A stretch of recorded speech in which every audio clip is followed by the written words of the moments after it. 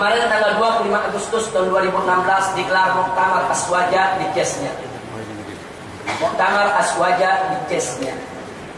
Muktamar tersebut dihadiri oleh ulama-ulama Ahlus Sunnah dari berbagai penjuru dunia.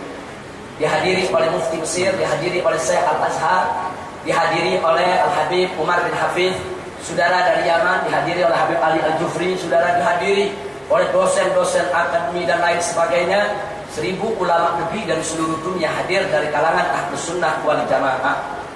Dan mereka memutuskan bahwa Ahlus Sunnah wal Jamaah, saudara, dalam urusan mazhab fikih saat ini yang ada tersebar di muka bumi ada 4: Hanafi, Maliki, Syafi'i, dan Hambali. Kemudian di dalam urusan mazhab akidah, saudara, mereka memutuskan bahwa Ahlus Sunnah itu adalah akidah Al-Maturidiyah dan Al-Asy'ariyah. Sebagai catatan, kebanyakan ulama Hanafi ikut Maturidiyah. Kebanyakan ulama Malikiyah, Syafi'iyah, dan Hambali mengikuti akidah Asy'ariyah. Nah, kemudian keistimewaan daripada kedua akidah ini adalah ashabut tafwid wa ta'wil. Mereka mengakui thariqah tafwid dan thariqah ta'wil. Nanti kita jelaskan apa yang dimaksud tafwid dan ta'wil. Jadi ini yang diumumkan oleh mereka, saudara. Lalu apa yang terjadi? Saudi ngamuk besar karena Wahabi Saudi nggak dimasukkan ke Ahlus Sunnah. Hari ini kalau Anda buka berita di Saudi, saudara, baik di surat kabar, TV, dan lain sebagainya, mereka mengecam habis muktamar ini. Mereka katakan ini muktamar buatan Iran, ini muktamar buatan Rusia, ini muktamar buatan Yahudi, ini muktamar memecah belah umat, dan seterusnya. Nah, saya ditanya, Habib, di mana itu? Kok Wahabi Saudi nggak dimasukin? Ya saya jawab, ya udah tepat itu putusan. Lalu bagaimana kalau Wahabi Saudi mau dimasukkan? Bisa. Tadi kan sudah kita sebutkan syaratnya, sudah. Bisa. Kalau mereka mau dimasukkan, saudara, mereka harus evaluasi kembali, yaitu tentang akidah tasbih, akidah tajsid, saudara, dan juga tentang trilogi tauhid yang selama ini mereka jadikan pegangan. Itu yang menjadi persoalan yang dinilai oleh Aswaja, saudara. Saudara, kalau soal tabaruk, soal tawassul, soal maulid, soal Isra Mi'raj, itu masalah furu'.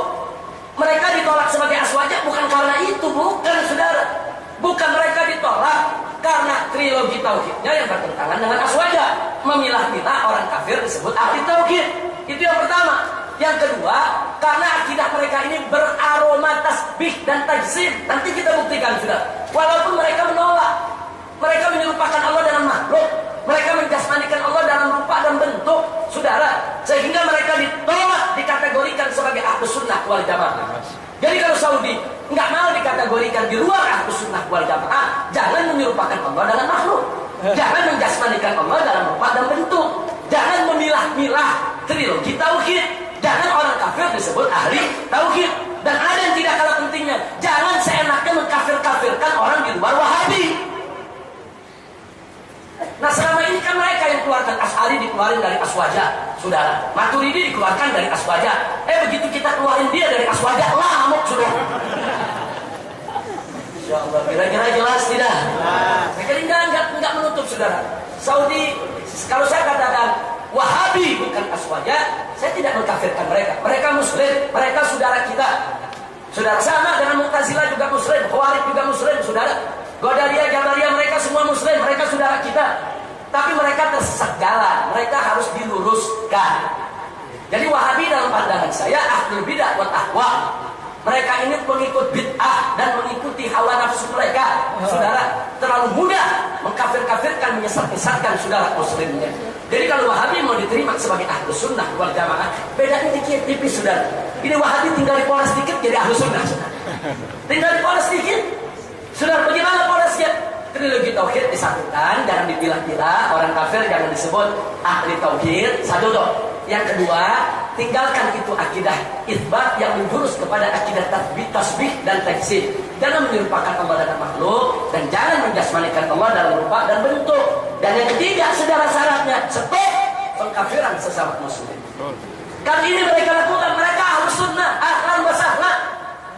Tapi kalau ini mereka tidak lakukan, mereka wal Jamaah. Kira-kira jelas tidak?